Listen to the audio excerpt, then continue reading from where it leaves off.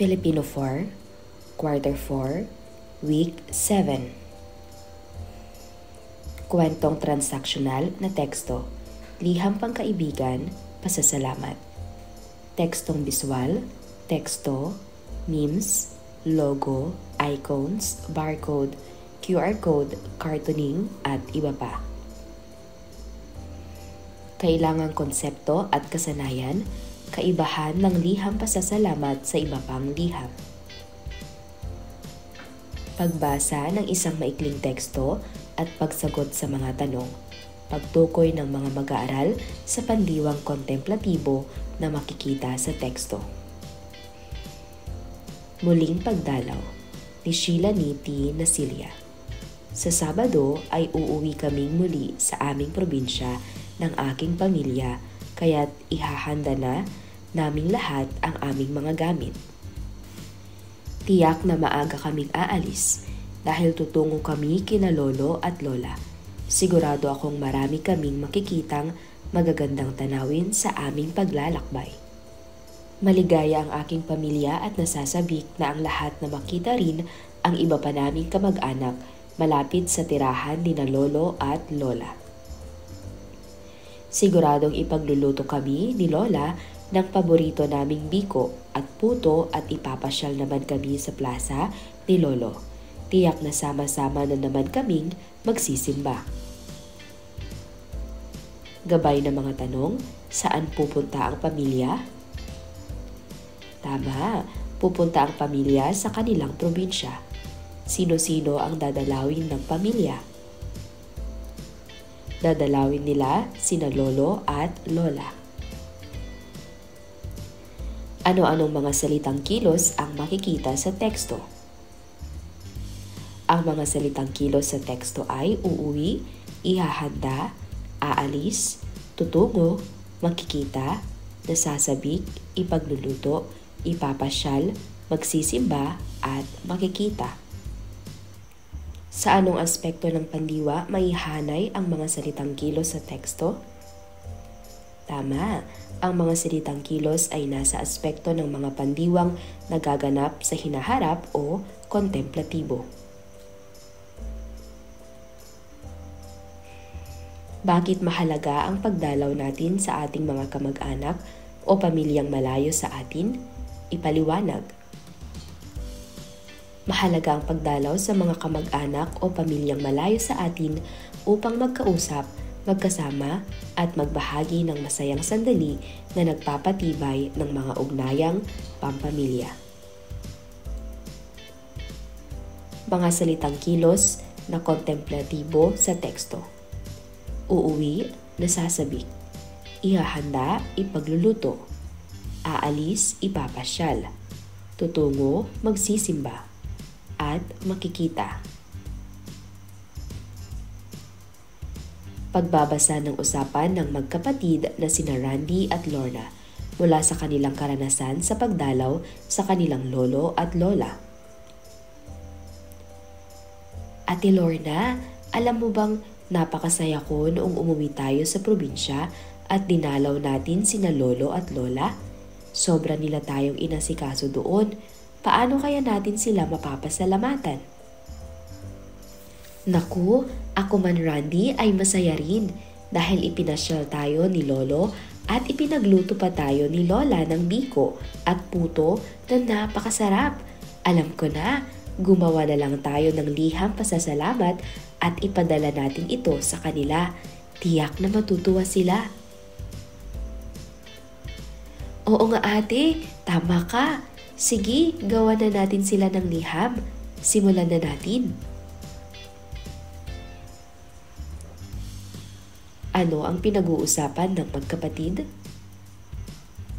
Ano ang nais nilang ipadala sa kanilang lola at lolo? Tama ba ang naiisip gawin ng magkapatid? Bakit? Tukuyin ang kahulugan ng salitang may salungguhit sa pangungusap.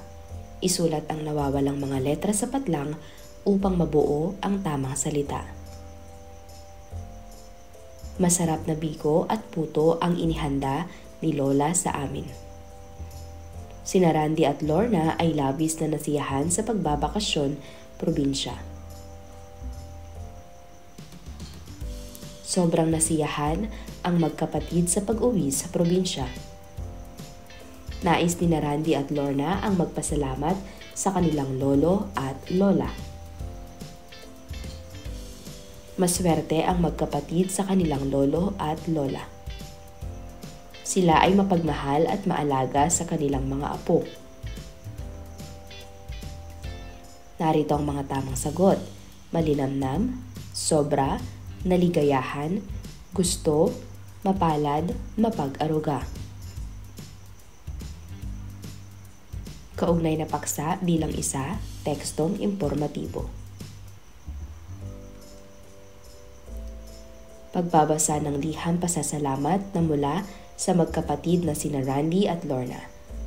Ang liham pasasalamat ni Randy at Lorna isinulat ni Sheila Niti Nasilia. Number 44, Raimundo Street, Malinta, Valenzuela City, 15 ng Hunyo 2024. Mahal naming lolo at lola. Marami pong salamat lolo at lola sa pag-aasikaso po ninyo sa amin noong nakaraang bakasyon. Salamat po lolo sa pagdala po nyo sa amin sa iba't ibang puok pasyalan. Salamat din po lola sa pagluluto po ninyo sa amin ng masasarap na biko at puto. Pati na rin po ang iba't iba pang masasarap na pagkain na inihanda po ninyo para sa amin. Labis po kaming nasiyahan sa pagbabakasyon po namin sa inyong lugar dahil nakasama po namin kayong muli. Kaya't sa susunod na bakasyon ay nais po naming bumalik muli dyan. Maswerte po kami dahil kayo ang aming naging lolo at lola na mapagmahal at maalaga. Lagi po kayong mag-iingat at mahal na mahal po namin kayo. Lubos na nagpapasalamat, Randy at Lorna. Sino ang nagpadala ng sulat? Tama, sina Randy at Lorna. Para kanino ang sulat? Mahusay, para kay lolo at lola ang sulat. Ano ang aral sa sulat o liham na binasa? Ang aral sa liham ay pagpapahalaga at pasasalamat sa mga magulang o nakatatandang kamag-anak. Ano ang sulat o liham ang kanilang ginawa? Ang kanilang ginawa ay isang liham pasasalamat. Kailan tayo nagpapasalamat? Nagpapasalamat tayo kapag mayroong tulong o kabutihang ginawa para sa atin. Bakit mahalaga na matuto tayong magpasalamat? Mahalaga na matuto tayong magpasalamat dahil ito ay nagpapakita ng pagpapahalaga at respeto sa mga taong tumutulong sa atin. Narito ang mga partes ng isang liham. Pamuhatan, bating panimula, katawan ng liham, bating pangwakas, at lagda. Wika-alaman, pagtukoy sa kahulugan ng liham at mga bahagi nito. Punan ang kahulugan ng liham at mga pangalan ng mga bahagi nito. Ano ang liham? Ano ang liham? Ang liham ay isang uri ng komunikasyon na isinusulat at maaaring isalin sa papel o elektronikong format tulad ng email. Ito ay may pangunahing layunin na maipahayag ang isang mensahe o kaisipan sa isang malinaw at organisadong paraan. Ang liham ay maaaring personal o opisyal at ito ay nagkakaiba depende sa layunin at konteksto ng pagsusulat.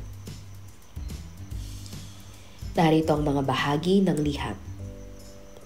Pamuhatan, binubuo ito ng tirahan ng sumulat o pinagmulan ng liham. Narito rin ang petsa kung kailan ginawa ang liham. Bating panimula, ito ang pagbati sa pinagdadalhan ng liham. Ginagamitan din ito ng kuwit pagkatapos ng pangalan. Katawan, sa bahaging ito nakasaad ang mensahe o layunin ng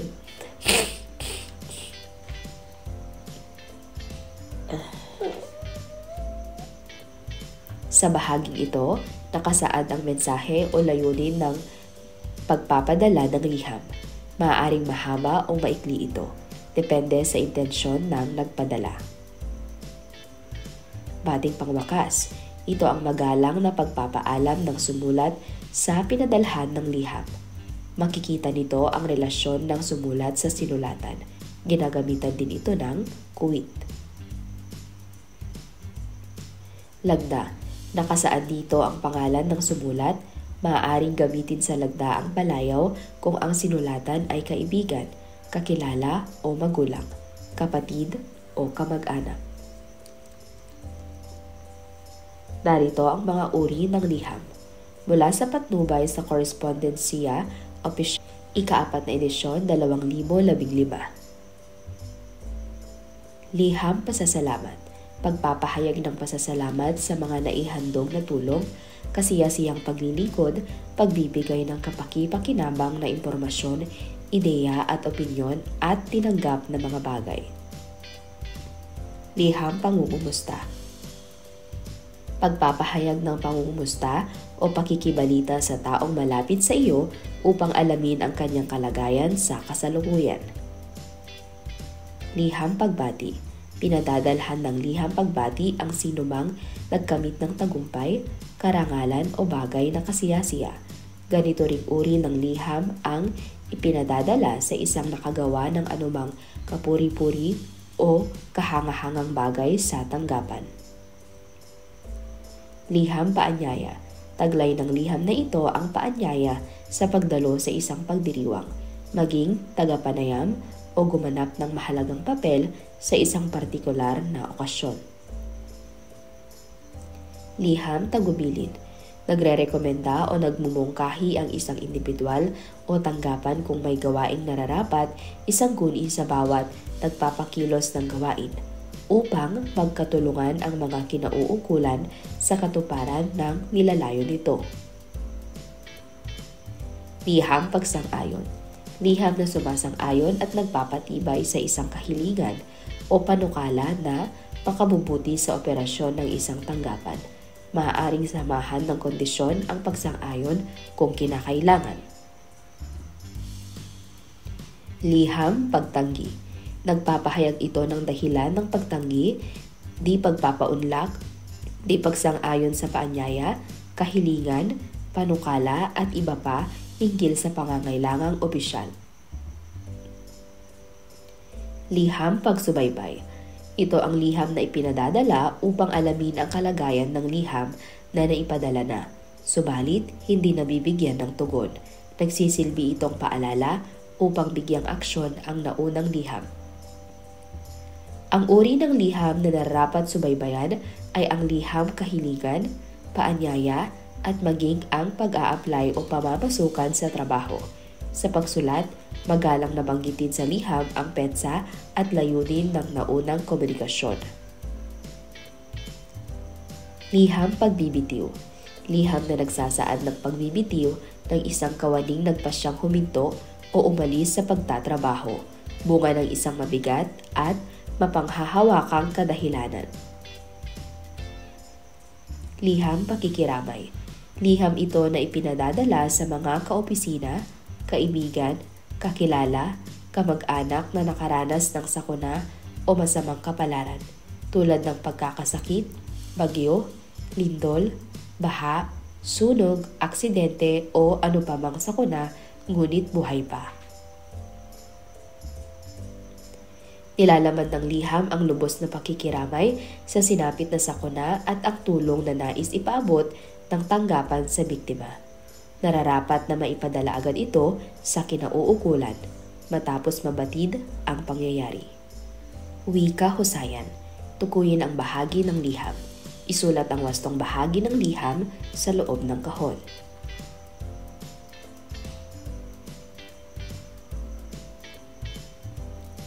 Atin na itong sagutan. Ang unang bahagi ay pamuhatan, panimulang bati, katawan ng liham, bating pangwakas, at lagda. Sulat tuklas. Isulat muli ang liham ayon sa wastong pagkakasunod-sunod ng bawat bahagi nito. Rosaryo, Number 14, Ibayo Street, Karuhatan, Valenzuela City. Mahal kong Rita. Batid ko ang kalungkutang nadarama mo. Ako ay taus-pusong nakikiramay sa inyong pamilya dahil sa paglisan ng iyong ama. Dasal ko sa Poong May Kapal na bigyan ka ng kalakasan at gabayan sa araw-araw. Palagi kitang ipagdadasal at ganoon na rin ang iyong pamilya. Lubos na nakikiramay. Hulaan mo. Isulat ang uri ng liham na tinutukoy ng bawat pangungusap sa patlang. Una, liham na ipinapadala sa sinumang nagkamit ng tagumpay, karangalan o bagay na kasiyasiya. Ganito ring uri ng liham ang ipinadadala sa isang nakagawa ng anumang kapuri-puri o kahangahangang bagay sa tanggapan. Taglay ng liham na ito ang pag-imbita sa pagdalo sa isang pagdiriwang, maging tagapanayam o gumanap ng mahalagang papel sa isang partikular na okasyon. Liham ng isang kawaning nagpasyang huminto o umalis sa pagtatrabaho, bunga ng isang mabigat at mapanghahawakang kadahilanan. Liham sa di pagpapaunlak, di pagsang-ayon sa paanyaya, kahilingan, panukala at iba pa, hinggil sa pangangailangang opisyal at transaksyonal. Liham na sumasang-ayon at nagpapatibay sa isang kahilingan o panukala na makabubuti sa operasyon ng isang tanggapan. Narito ang mga tamang sagot: liham pagbati, paanyaya, pagbibitiw, pagtanggi, at pagsang-ayon. Paggamit ng angkop na wika sa pagpapahayag na isinasaalang-alang ang edad, kasarian, paksa at kultura sa iba't ibang sitwasyon. Pagkikipag-usap sa kasapi ng pamilya, pagpapaalam, pag-uutos, paghingi ng paumanhin, pagsali sa usapan ng mga may edad. Pagbabasa ng kwento, Maunawaing Mga Anak ni Shilani Tina Celia. Tuwing Linggo, ang natatanging araw ng Pamilya Cruz na kung saan ay sama-sama nilang ginagawa ang iba't ibang gawain. Ito kasi ang araw na kung saan ay walang pasok sa paaralan at opisina. Ito ang araw ng pagsisimba at pamamasyal ng pamilya, kaya't inutusan na ni Nanay Celine ang magkapatid na sina Randy at Lorna. Randy, Lorna, ihanda na ninyo ang inyong mga damit na susuotin sa ating pamamasyal. Utos ni Nanay Celine. Maligo na kayo at magbihis. Dagdag pa nito. Subalit sa di inaasahang tawag ay kailangang pumunta ni Tatay Berting sa ospital dahil sa sinugod sa ospital ang kanyang kapatid. Dali-daling nagpaalam si Tatay Berting sa pamilya. Mga anak, pasensya na kayo, subalit hindi mo na matutuloy ang ating pamamasyal. Kinakailangan kong pumunta sa ospital dahil dinala roon ang inyong Tiyo Ben dahil nahihirapan daw itong huminga. Paliwanag ni Tatay Berting. Saglit na lumayo ang mag-asawa at nag-usap. Pinag-usapan nila ang halagang kakailanganin sa hospital. Bagamat may lungkot sa mukha ay naunawaan ng magkapatid ang sitwasyon, kaya lumapit sila sa kanilang mga magulang na nag-uusap. Pasintabi po itay, inay, wag po kayong mag-alala, nauunawaan po namin ang sitwasyon, wika ni Randy. Ipagpapaumanhin po ninyo kung makikisingit po kami sa inyong pag-uusap. Okay lang po kami, itay-inay, na hindi umalis ngayon. Ang mahalaga ay maging ligtas si Tiyo Ben, wika ni Lorna. Heto po ang naipong pera namin ni Ben upang pandagdag sa gastusin sa hospital. Dagdag pa nito. Maraming salamat sa inyo at mapalad kami sa pagkakaroon ng mga anak na tulad ninyo, wika ni Tatay Berting. Oh, paano? Aalis na ako, nagdag na wika ni Tatay Berting. Labis na natuwa ang mag-asawa dahil mapalad sila sa pagkakaroon ng mga mauunawain at matulunging mga anak. Sino-sino ang mga tauhan sa kwento? Tama, sina Nanay Celine, Tatay Berting, Randy, Lorna at Tio Ben. Bakit hindi natuloy ang pamamasyal ng Pamilya Cruz? Hindi natuloy ang pamamasyal ng Pamilya Cruz dahil kailangang pumunta ni Tatay Berting sa ospital para alagaan ang kanilang Tio Ben. Paano ipinakita ni Randy at Lorna ang pagmamalasakit sa kanilang tiyo? Ipinakita ni Randy at Lorna ang pagmamalasakit sa kanilang tiyo sa pamamagitan ng pag-unawa sa sitwasyon at pagbibigay ng pera para sa gastusin sa ospital. Tama ba ang ginawa ng magkapatid? Ipaliwanag ang iyong sagot. Tama ang ginawa ng magkapatid dahil ipinakita nila ang malasakit at pag-unawa sa kanilang pamilya sa oras ng pangangailangan. Pagtapatin ang hanay A sa hanay B ayon sa sinabi ng mga tauhan sa kwento, isulat ang angkop na sagot sa patlang. Para sa hanay A, bilang isa, Randy, Lorna, ihanda na ninyo ang inyong mga damit na susuotin sa ating pamamasyal. Para sa hanay B, A. Paghingi ng paumanhin, B. Pag-uutos, C. Pagpapaalam, D. Pagsali sa usapan ng matatanda ng may paggalang, E. Paghingi ng pasasalamat. Mga anak, pasensya na kayo, subalit hindi mo na matutuloy ang ating pamamasyal. Pasintabi po itay, inay, huwag po kayong mag-alala, nauunawaan po namin ang sitwasyon. Maraming salamat sa inyo at mapalad kami sa pagkakaroon ng mga anak na tulad ninyo. O, paano? Aalis na ako. Narito ang mga tamang sagot. Unang bilang B, pangalawa C, pangatlo D, pang-apat E, at pang-lima ay A. Kaugnay na paksa bilang tatlo, pangatnig, magkatimbang at di magkatimbang. Ano nga ba ang pangatnig? Ang pangatnig ay mga kataga o lipon ng mga salitang nag-uugnay sa dalawang salita, parirala o sugnay, upang mabuo ang diwa o kaisipan ng isang pahayag. Pangatnig na magkatimbang, pinagbubuklod ang kaisipang pinag-uugnay. Halimbawa o, ni, maging, at kundi. Bumili ako ng ubas at mansanas. Maging ang lupaing iyan ay sa aming angkan. Maaaring pasalungat.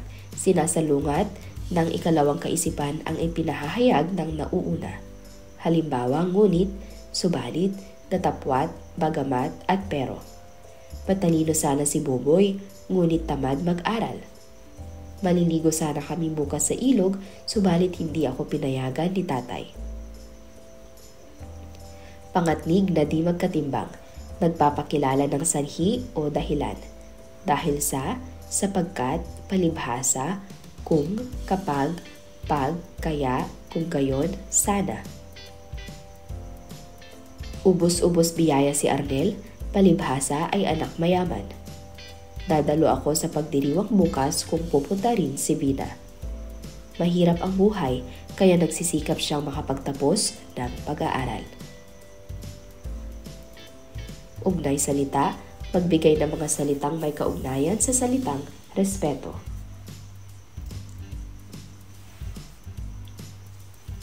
Bigkas tula. Pagbasa ng isang tekstong naratibong tulang pambata, pinamagatang respeto sa iba.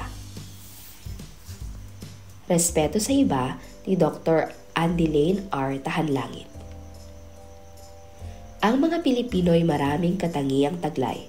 Isa na nga rito ang pagiging magalang, sapagkat walang pinipiling kasarian, ang paggalang sa kapwa ay pantay-pantay. Kaya't sa lahat ng pagkakataon, maging sa anumang sitwasyon, paggamit ng po at opoy palaging mayroon. Sa pakikipag-usap ay hindi nalilimutan iyon. Sa pag-uutos at pagsali sa usapan, sa paghingi ng paumanhin at pamamaalam. kaya't lagi nating pakatatandaan ang angkop na mga salitang tanda ng paggalang. Masasalamin din ito ang kahalagahan ng pasasalamat sa lahat ng biyayang ating natatanggap dahil sa ating pag-ibig na wagas, tanda ng kabutihang taglay nating lahat. Anong katangian ng mga Pilipino ang nabanggit sa tula? Tama, ito ay ang pagiging magalang. Mula sa tula, paano ipinakikita ang pagiging magalang? Ipinakikita ang pagiging magalang sa pamamagitan ng paggamit ng mga salitang po at opo sa pakikipag-usap at sa tamang paggamit ng mga salitang pag-uutos, pagsali sa usapan at pamamaalam. Ano ang masasalamin sa pagiging magalang?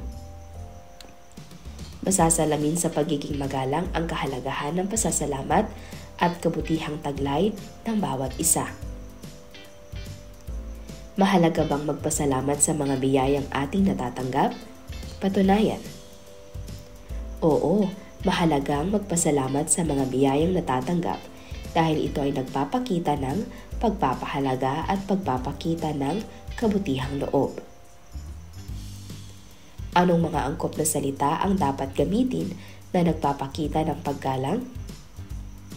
Ang mga angkop na salita na nagpapakita ng paggalang ay po at opo. Bilang isang mag-aaral, paano mo ipinakikita ang paggalang sa nakatatanda? Bilang mag-aaral, ipinakikita ko ang paggalang sa nakatatanda sa pamamagitan ng paggamit ng po at opo at pagiging magalang sa pagbigay ng respeto sa kanilang mga opinyon at pagsunod sa kanilang mga payo. Bakit mahalagang gumamit ng angkop na salita sa anumang sitwasyon? Mahalagang gumamit ng angkop na salita sa anumang sitwasyon upang mapanatili ang respeto at magandang ugnayan sa bawat isa. Hanay pangatnig. Ihanay ang mga pangatnig na ginamit sa tula kung ito ay pangatnig na magkatimbang o pangatnig na di magkatimbang. Sa unang kolum, pangatnig na magkatimbang. Pangalawang kolum, pangatnig na di magkatimbang. Pahiwatig. Tukuyin ang ipinahihiwatig ng sumusunod na mga larawan. Pagkatapos ay lagyan ng dialogo ang bawat larawan, gamit ang mga pangatnig na magkatimbang at di magkatimbang. Narito ang una, pangalawa at pangatlong larawan.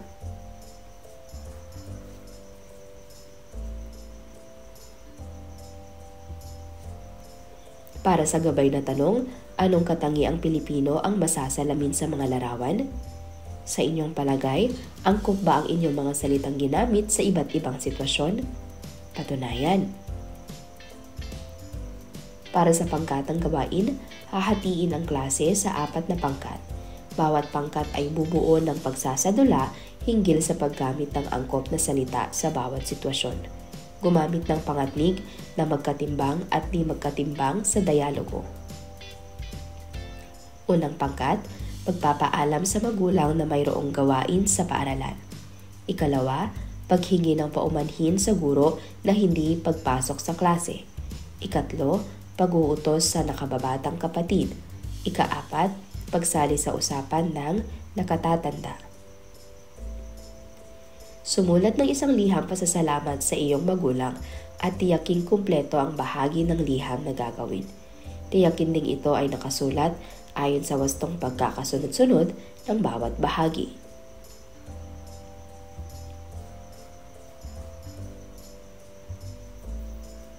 Isulat ang tama kung wasto ang ipinahahayag ng pangungusap at kung mali ay palitan ang pamaling salita sa pangungusap.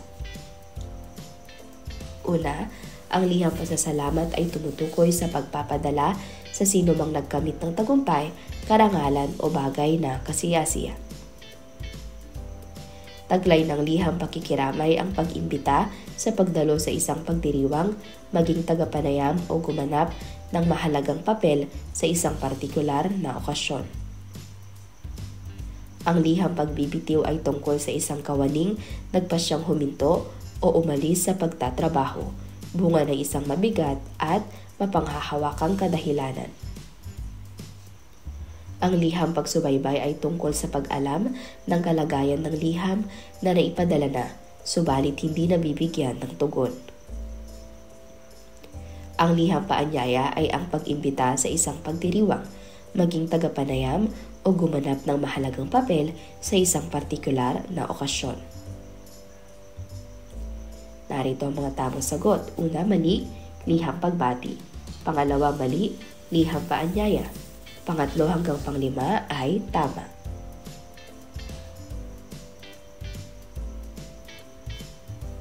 Tala pangatnig. Itala sa talahanayan ang mga pangatnig na magkatimbang at di magkatimbang na natutuhan.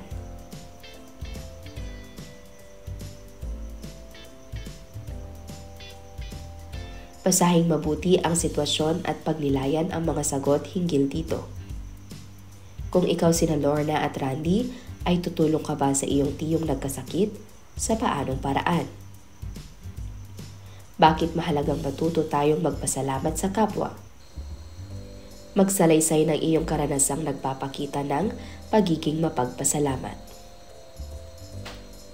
Isulat ang bahagi ng liham na tinutukoy ng bawat pangungusap. Nakasaad dito ang pangalan ng sumulat. Maaaring gamitin sa lagda ang palayaw kung ang sinulatan ay kaibigan, kakilala o magulang, kapatid o kamag-anak. Binubuo ito ng tirahan ng sumulat o pinagmulan ng liham. Narito rin ang petsa kung kailan ginawa ang liham. Ito ang magalang na pagpapaalam ng sumulat sa pinadadalhan ng liham. Makikita nito ang relasyon ng sumulat sa sinulatan. Ginagamitan din ito ng kuwit. Ito ang pagbati sa pinadadalhan ng liham. Ginagamitan din ito ng kuwit pagkatapos ng pangalan. Isa sa bahaging ito ang nakasaad ang mensahe o layunin ng nagpapadala ng liham. Maaaring mahaba o maikli ito, depende sa intensyon ng nagpapadala. Narito ang mga tamang sagot. Lagda, pamuhatan, bating pangwakas, bating panimula at katawan ng liham. Sa langguhitan ang pangatnig na ginamit sa pangungusap at isulat sa patlang kung magkatimbang o di magkatimbang. Malimit tayong makagawa ng mga maling desisyon, subalit pinipilit naman natin itong maitama. Maraming pangarap si Boyet sa buhay, kaya nag-aaral siyang mabuti. Parehong paborito ni Karen ang mangga at kahel. Ayon sa awitin ni KZ Tandingan, sino nga ba ang dapat piliin? Mahal ko o mahal ako? Ipinanganak na mahirap si Angelo, ngunit hindi ito naging hadlang upang magsikap sa buhay. Narito ang mga tamang sagot. Magkatimbang subalit, di magkatimbang kaya, magkatimbang at magkatimbang o di magkatimbang ngunit. Basahin ang bawat pahayag at isulat ang tama kung wasto ang paraan ng pakikipag-usap sa matatanda at mali naman kung hindi. Mahalaga ang paggamit ng mga magagalang na pananalita sa pagkikipag-usap sa matatanda tulad ng po at opo. Kailangang magpasintabi muna kung nais makipag-usap o mayroong importanteng sasabihin sa dalawang matandang nag-uusap. Kapag nakikipag-usap sa matatanda, ay maaaring tawagin sila sa pangalan lamang nila. Huwag kalimutan ang salitang paki o maaari kapag nais magbigay ng utos sa mas matanda sa iyo. Mahalaga ang paghingi ng paumanhin sa kapwa, maging bata man o matanda, kapag nakagagawa tayo ng pagkakamali. Narito ang mga tamang sagot. Unang bilang tama, pangalawa tama, pangatlo mali, pang-apat tama, panglima tama. Para sa inyong takdang aralin, sumulat ng liham pasasalamat sa isang taong natatangi o espesyal sa iyo. Isulat ang liriko ng iyong paboritong awitin. Tukuyin kung ito ay pangatnig na magkatimbang at pangatnig na di magkatimbang. Paano mo maipapakita ang wastong pakikipag-usap sa matanda kung ikaw ay nag-uutos, humihingi ng paumanhin, sasali sa usapan ng nakatatanda dahil mayroon kang mahalagang sasabihin?